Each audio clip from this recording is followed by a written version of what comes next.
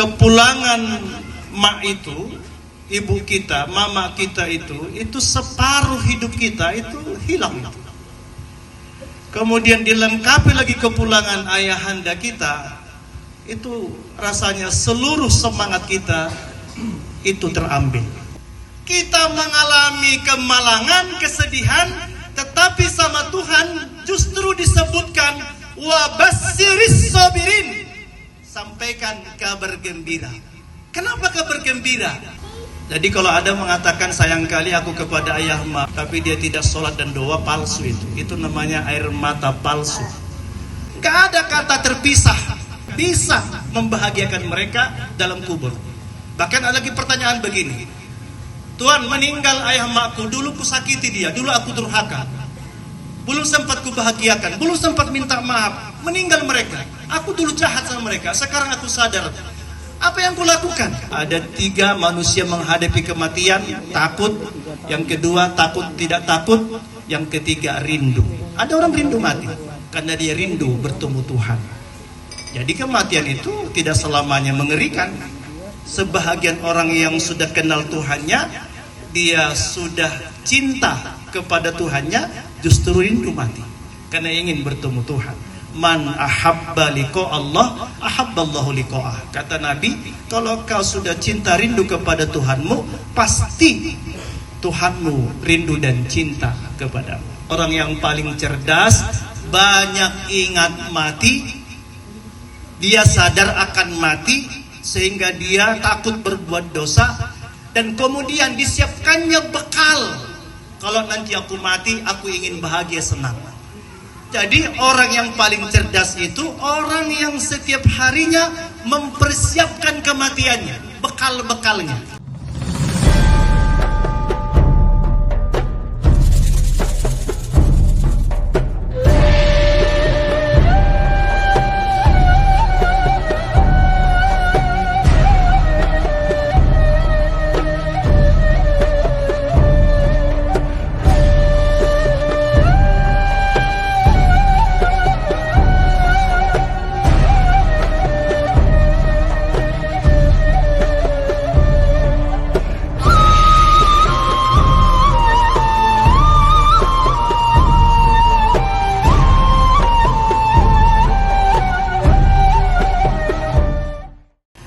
Seluruh ahli musibah, keluarga berkeluarga yang sama-sama kita cintai dan kita doakan. Kemudian para alim ulama, tokoh agama, tokoh masyarakat, kemudian aparat pemerintah, terkhusus camat kita di sini, dan seluruh ahli takziah yang kami hormati. Sekitar minggu yang lalu dari rumah ini kita juga telah memberangkatkan ibunda dari rumah ini.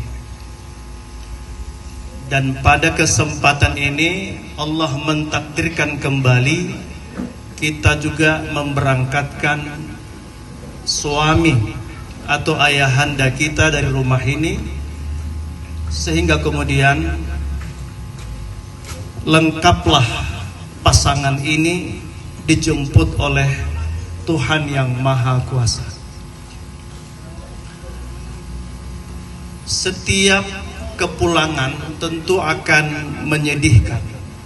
Tidak ada di antara kita ini yang tidak bersedih ditinggalkan orang-orang yang dicintainya. Terlebih lagi adalah ayah dan mak kita. Jadi ini lengkap ini. Kemarin mak kita, sekarang ayah kita.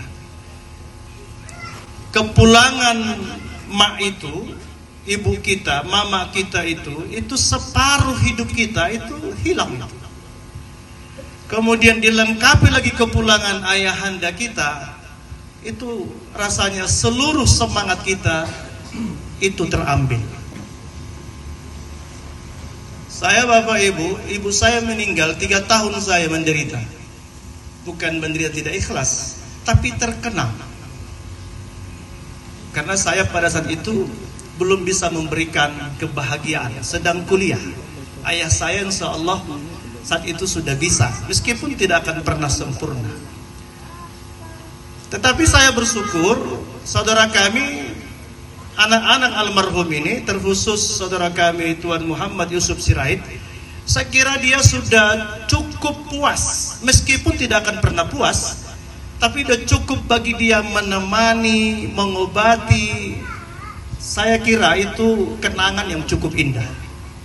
Itu amal, perbuatan, bakti yang luar biasa.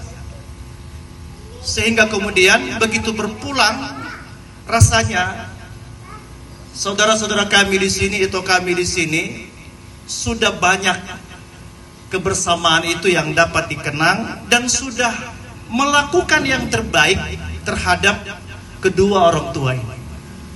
Bagi kita sebahagian itu sangat pilu sekali.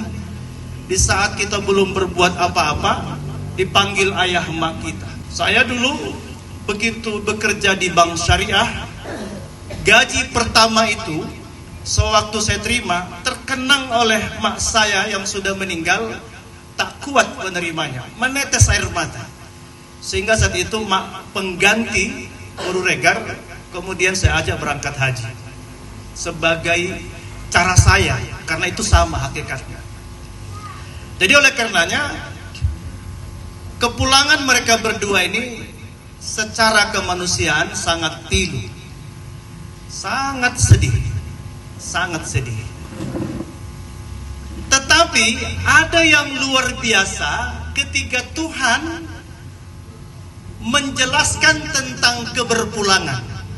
Jadi di tengah kepiliwan, di tengah tangisan kita, kesedihan, justru Tuhan tak begitu cara memandangnya. Maka perhatikan tadi ayat Al-Quran yang saya baca di awal. Perhatikan baik-baik, kata Tuhan begini, wabassiris sabirin. Ini terbalik nanti ini, supaya kita paham juga tentang hakikat kematian. Justru kata Tuhan, wabassiris sabirin, sampaikan kabar gembira. Kita mengalami kemalangan, kesedihan, tetapi sama Tuhan justru disebutkan wabassiris sabirin, sampaikan kabar gembira. Kenapa kabar gembira? Sampaikan kabar gembira kepada orang yang sabar, alladzina idza asobatkum musibah, apabila mereka ditimpa musibah, qalu, mereka berkata, inna lillahi wa inna ilaihi raji'un. Jadi kata Tuhan, sampaikan kabar gembira jika mereka mengalami kematian atau musibah apapun, mereka langsung berkata, inna lillahi wa inna ilaihi raji'un. Tuhan, darimu kami datang, kami milikmu, kembali kepadamu, tidak ada yang kami miliki. Tuhan, sakodo hamiro jalamula tuhodha. Kira-kira begitu. Kalau begitu, kalau Tuhan mengatakan sampaikan kabar gembira, berarti jangan juga bersedih, jangan juga susah, jangan juga menangis berlama-lama. Jadi Allah langsung mengobati hati kita. Allah langsung mengobati rasa sedih kita. Kalau begitu, kalau Tuhan mengatakan sampaikan kabar gembira, maka disitulah kemudian bertukar rasa sedih itu. Kalau begitu, Allah lebih sayang kepada ayahku ini, Allah lebih sayang kepada makku ini, karena dia sedang dijemput kekasihnya. Dia dijemput zat yang paling mencintainya, mengasihinya. Itulah Allah Subhanahu wa ta'ala. Bagaimana kemudian supaya rasa gembira itu sempurna? Ketika kematian ini kemudian kita sambut dengan kesabaran, dengan amal-amal yang ditegaskan oleh Allah dan Rasulnya. Kemarin dalam meninggal hari almarhumah ibunda, saya sampaikan ada 5 yang harus dilakukan anak-anak saudara kami atau kami di sini. Yang pertama, sholat dan doa. Ini sempurna udah ini, lengkap udah ini. Maka menangislah dalam sujud-sujud kalian. Rabbighfirli wali walidayya warhamhuma kama rabbayani shaghira. Dalam sujud, karena kita paling dekat dengan Tuhan. Menangislah di situ, bisikan kepada Tuhan, kepada Allah dalam batin, Tuhan, sayangilah mereka, maafkanlah mereka, berikanlah mereka surgamu ya Allah. Menetes air mata, tetapi jangan, redaksinya kalau sholat fardu jangan pakai bahasa Indonesia, dalam kolbu, cukup doa tadi itu, sholat dan doa. Jadi kalau ada mengatakan sayang kali aku kepada ayah makmu, tapi dia tidak sholat dan doa, palsu itu namanya air mata palsu. Jangan percaya itu. Jadi kalau kau sayang ya sholatlah, kalau kau sayang sholat, doakan, martamiyang, kira-kira begitu, doakan terus ayah mak ini. Kemudian yang kedua, sedekah. Saya telah meneliti hadis-hadis yang sahih. Sedekah terhadap orang yang meninggal memadamkan, menyejukkan panasnya kubur. Bersedekah, nggak harus banyak, sedikit, penting rutin bersedekah. Sebagaimana orang tua menerima wesel datang kiriman senang hatinya, begitulah ayah emak kita dalam kubur senang hatinya menerima kiriman sedekah ayah dan emaknya, anak-anak. Bahkan dalam satu riwayat dijelaskan bahwa Nabi, meninggal ayahku, meninggal emakku, ada kebunku. Sampainya ini kata Nabi, fatasaddaqu anha, sampai. Maka rajin-rajin bersedekah. Apa saja sedekah, enggak harus besar banyak, bubur aja, nasi saja. Peminta-peminta, ke masjid, kemana saja, ke majelis, ke guru-guru, niatkan untuk ayah emak saya. Yang kedua, yang ketiga kemudian silaturahim. Jalinlah silaturahim dengan keluarga yang ditinggalkan kedua belah pihak ini. Sambung, kunjungi, ingat-ingat siapa yang temannya dulu untuk berdiskusi, silaturahim. Yang keempat adalah istiqomah. Jangan nanti sedih cuma 1 bulan, habis itu kemudian tak ingat lagi jasa orang tua. Ada begitu, meninggal ayah emaknya 3 bulan dia ke masjid, ke musola, sedih pakai lobe, 3 tahun kemudian tak pernah lagi nampak. Jangan begitu, istiqomah. Teruslah mendoakan, terus memberikan yang terbaik, terus bersedekah. Ada lagi dalam satu riwayat dijelaskan dalam hadis yang sahih, sampai ayah emak kita itu terkejut dalam kubur. Jadi apa itu? Istighfar. Bahwa orang tua sudah mendahului kita, terkejut dia bahagia. Ini nggak pernah aku kerjakan ini cahaya apa ini? Amal apa ini? Parsel apa ini? Kata Tuhan, itulah istighfarnya anak-anakmu. Jadi nggak ada kata terpisah, bisa membahagiakan mereka dalam kubur. Bahkan ada lagi pertanyaan begini, Tuhan, meninggal ayah makku, dulu ku sakiti dia, dulu aku durhaka, belum sempat ku bahagiakan, belum sempat minta maaf, meninggal mereka, aku dulu jahat sama mereka, sekarang aku sadar, apa yang ku lakukan? Mereka sudah meninggal. Maka dalam beberapa riwayat dijelaskan, termasuklah melakukan yang tadi itu, jarah, bertaubat, berdoa, bersedekah, berbuat baik, jangan lagi kembali kepada perbuatan yang tidak baik.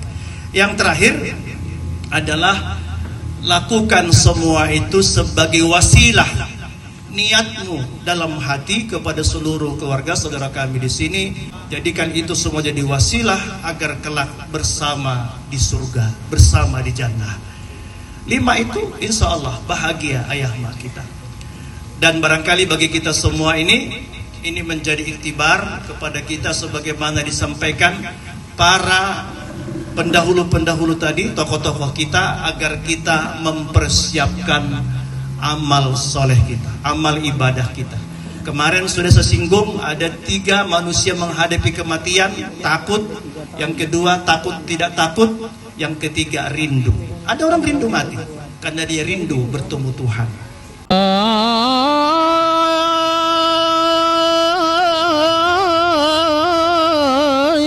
Suluk dan berkhalwat ia dirikan,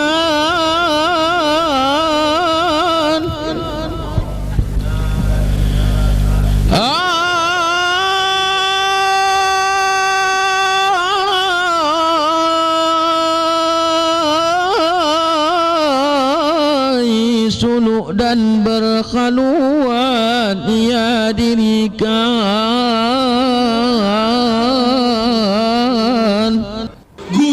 yang membimbing zikir itu namanya mursyid tarekat. Tarekat artinya jalan. Maka datang belajar zikir kepada Tuan Guru Sa'ban Raja Guguk TGB, Tuan Guru Batak. Mursyid tarekat Naqsabandiyah. Mudah-mudahan kita mendapatkan keberkahan ilmu dan zikir beliau. Dengan Tuan Guru Syekh Sa'ban Raja Guguk Mursyid tarekat Naqsabandiyah, saya cium tangan beliau. Beliau nggak mau mencium tangan saya, berebut-rebut kan hampir menang. Padahal beliau doktor, Tuan Guru, rendah hati.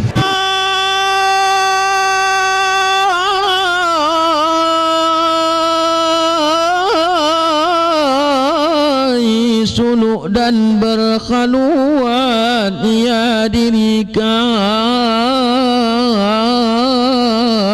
Jadi kematian itu tidak selamanya mengerikan. Sebahagian orang yang sudah kenal Tuhannya, dia sudah cinta kepada Tuhannya, justru rindu mati karena ingin bertemu Tuhan. Man ahabba liqa Allah ahabballahu liqa'ah. Kata Nabi, kalau kau sudah cinta rindu kepada Tuhanmu, pasti Tuhanmu rindu dan cinta kepadamu. Seluruh ahli tajiyah dan para ahli musibah yang dirahmati Allah Subhanahu wa taala, barangkali ini yang dapat kami sampaikan, dan saya ingin mengutip hadis Nabi mengakhiri sambutan ini. Nabi pernah berkata kepada sahabatnya, bertanya kepada sahabatnya, fa'ayul mu'minina akiyas. Taunya kalian siapa orang yang paling cerdas? Nabi bertanya kepada sahabatnya, taunya kalian siapa orang yang paling cerdas? Jadi yang terbayang sama kita kan menemukan teknologi pesawat angkasa, nuklir dan lain sebagainya. Tapi ternyata kata Nabi tidak. Kata Nabi, aksaruhum lil mauti zikra wa aksanuhum lima ba'dahu isti'dada. Kata Nabi, orang yang paling cerdas banyak ingat mati, dia sadar akan mati sehingga dia takut berbuat dosa, dan kemudian disiapkannya bekal. Kalau nanti aku mati, aku ingin bahagia senang. Jadi orang yang paling cerdas itu orang yang setiap harinya mempersiapkan kematiannya, bekal-bekalnya. Dengan apa? Sholat, amal ibadah, kebaikan-kebaikan, silaturahim. Sehingga kemudian begitu dia meninggal, dia tersenyum. Karena semua kita Bapak Ibu akan menyusul. Imam Syafi'i berkata, kam min fata amsa wa asbaha dhahika wa qad nusjad akpanahu wa huwa la yadri. Imam Syafi'i berkata, banyak diantara kita ini si panggaron mengar, jadi seakan-akan dia ngomong sana ngomong sini, tak peduli dengan kematian, padahal kain kapannya telah ditenun. Kira-kira Bapak Ibu dengan kematian ini, ya kita akan nyusul, kira-kira gitulah. Kita akan nyusul, nggak hari ini, nggak besok, nggak tahun depan, tapi kata Imam Syafi'i, jangan kau kemudian asik ketawa, ngomong sana ngomong sini, tak terpikir lagi dengan kematian, padahal kain kapanmu sedang ditenun. Semoga almarhum ini, sama pula namanya dengan ayah saya ini, Abdurrahman Sirait bin Haji Ibrahim bin Khalifah Ibrahim Sirait. Karena dulu opung Khalifah Ibrahim Sirait ini adalah tokoh sufi, orang suluk, orang tarekat, ahli zikir, orang soleh. Insya Allah mereka ini akan berkumpul di jannahnya Allah Subhanahu wa ta'ala. Demikian, assalamualaikum warahmatullahi wabarakatuh. Waalaikumsalam warahmatullahi wabarakatuh. Terima kasih kepada Tuan Guru Batak Al-Mukarram Syekh Dr. Haji Ahmad Sa'ban Raja Guguk yang telah banyak menyampaikan tausiah di siang hari ini atas meninggalnya almarhum ayahanda tercinta ini. Semoga kiranya apa yang disampaikan tadi dapat kami aplikasikan dalam kehidupan dan dijadikan sebagai pedoman untuk mendekatkan diri kepada Allah Subhanahu wa taala.